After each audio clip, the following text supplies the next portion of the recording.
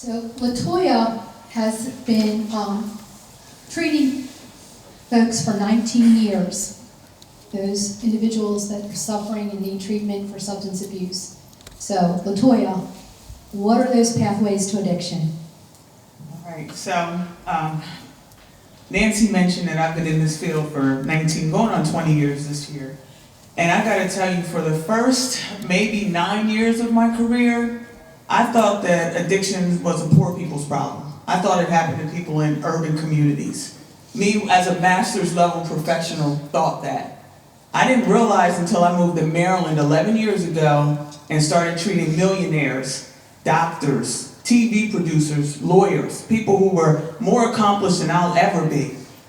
At that point, I realized this is everybody's problem, that this addiction doesn't discriminate. So with that being said, I want to tell you the three main contributing factors, and I hope you take this information back to your communities and really just educate the people, because that's the best way that we're going to be able to approach this opioid epidemic. First is genetics. Genetics is about 60% of addiction. We can't control genetics any more than we can control which parent's eye color we get, whose features we get, what we inherit. We can't control that. So you have family members out here saying, where did I go wrong as a parent? I raised my kids in the best circumstances. Well, you can't control half of the problem. More than half of it is the genetic predisposition to the disease of addiction. Boys, if they have a father who is addicted, they are even at higher risk of developing an addiction because the male gene is dominant. So boys need to be educated, all people need to be educated, because they need to look at this as they would any other disease that runs in the family. Whether it's diabetes, cancer, you need to educate kids that they have a family history and they need to make an educated decision when they are approached by a peer or someone with drugs and they're going to be enticed to experiment, or be curious about it.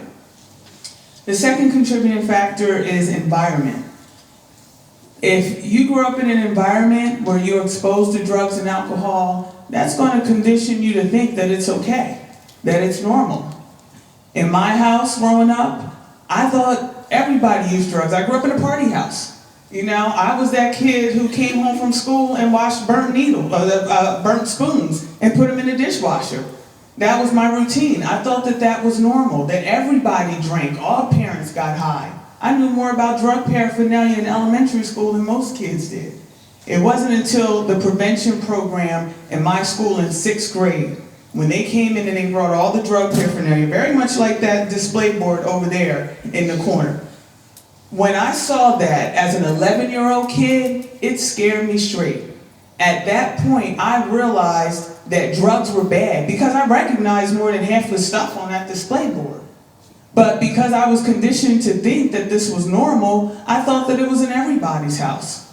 But I can tell you, because of that program and me being scared straight at 11 years old, I will be 40 this year. I've never touched marijuana. I've never done an illicit substance because I got the education at the age where I needed it, because I would have in no time been partying with my older aunts and uncles that were doing a little bit of everything around me. It was only a matter of time. But it was that prevention program that saved me. The last contributing factor is the age of first use. We go through rapid development twice in our life. That's between the ages of birth and age 2. You guys tell me, what are kids learning between birth and age 2? How to walk, how to talk, who's mama, dada, who to attach to. That's what they're learning between birth and age 2. But have you ever seen a kid born addicted to drugs or alcohol? Usually they don't hit those developmental milestones. They're not saying mama and dada at 8 months. They're usually not potty trained by 2. Same thing happens when we go through rapid development. And the rapid development that we go through the second time in our life is between the ages of 11 and 15. 11 and 15 is where we're learning all the independent living skills. We're learning how to be organized. We're preparing for adulthood and that transition. We're learning what we want to be when we grow up, who we're in love with, how to have, those type of relationships. That's what someone's learning between 11 and 15. 80% of addicts will tell you that they first started experimenting with drugs and alcohol between the ages of 11 and 15, when the brain is going through rapid development. Essentially, you're training the brain to like drugs and alcohol. And in addition to that, you're going through rapid development, so you're causing developmental delays in your brain. You're not going to be an independent person. You're not going to be thinking about your future, and you're not going to be as motivated and as ambitious as someone who is not actively using substances.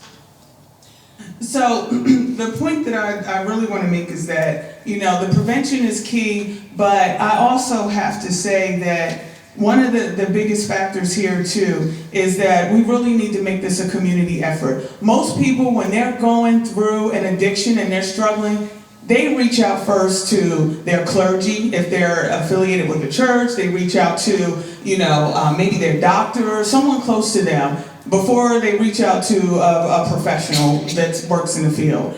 So for me, I think that if doctors are going to be screening people and asking them for their family history, they should be required to provide the education behind it. If you have someone coming in your office and they say that they have a family history of diabetes and you're talking about preventing diabetes, they need to talk to people about preventing addiction.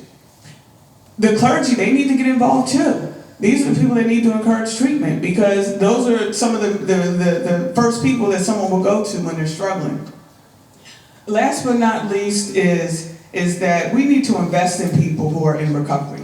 All you legislators in this room, please understand that you are in this room with people that may have thousands plus years of recovery behind their belts. How many people here are in recovery? Wow. So what I want you to understand is that, talking to someone who has that lived experience, who has been through the hell of addiction and has come out on the other side, those are the people that are more effective at helping someone who's in active addiction. They're more effective than someone like me who has a master's degree, who's licensed in A, B, C, and D. More effective. But why is it that service is not Medicaid reimbursable? Why is it that peers are not offered the job opportunities in doctor's office settings, in mental health clinics? They're not offered the jobs because there's no funding to reimburse for those services. Those doctors, those clinics, they can't afford to pay a peer support specialist. But we're investing so much money in paying someone like me with all these degrees behind my name, where the people that we need to be invested in are the people that have lived it, that know they have that experience of what it's like to be in the throes of an addiction. These are the people that we need to invest money in. So what I'm encouraging you all to do, since so many of you here are in recovery, you know firsthand what it's like. Please talk to your elected officials. Please, whoever you get in front of, talk to them about Medicaid reimbursement. So the job opportunities can be there for people in recovery, because I know how effective you are. I have worked with peers. And I want you to understand that I appreciate it, and most of us here who understand what peer recovery specialists do, we all appreciate the work that you do. Please, legislators, take heed. Please, people in recovery, talk to your elected officials.